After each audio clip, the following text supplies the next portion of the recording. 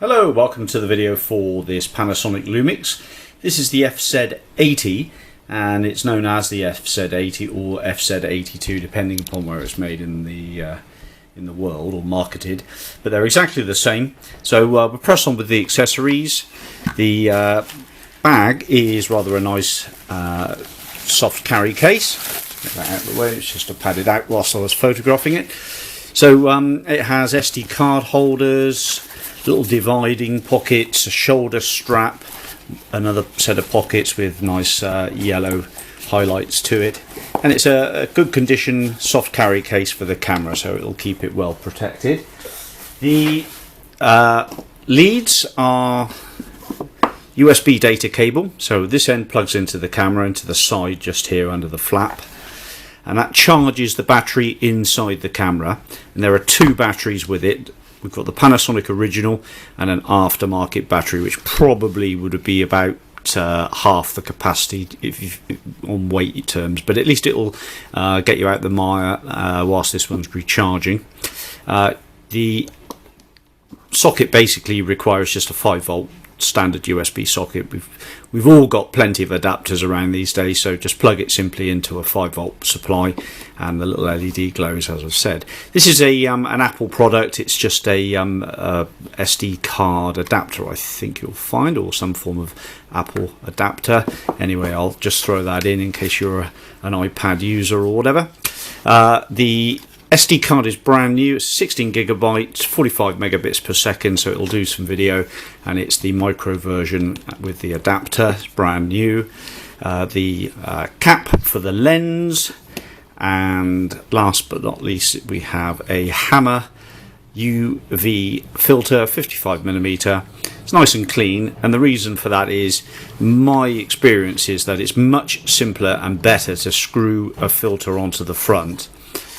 And then you've got, these are cheap, these filters, and you will always lose the lens cap no matter how much you remind yourself. You simply screw it on the front, very carefully mind to get the threads right because they're delicate, and that offers protection and a UV filter, so you don't really need to worry about the lens cap, so you can just keep that out of the way. And if you smash the UV filter, you can just replace it easy enough, but it's neutral in its effect to the photographs.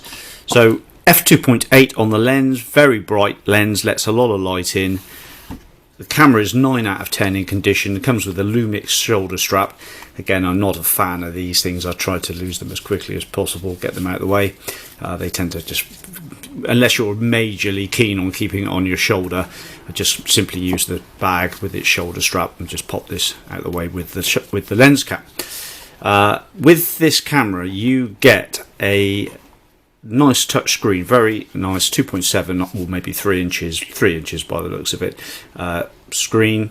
It's flashing up SD card wanted, but that's because it's in the box or in its packaging. That slots in there. There's the aftermarket battery. There's the tripod mount just to the left of that as well. Nice metal tripod mount, and the manufacturer's details, serial number, that sort of thing.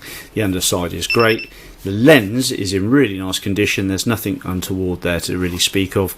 We've got maybe a few minor grazes, marks to the camera, but absolutely nothing really.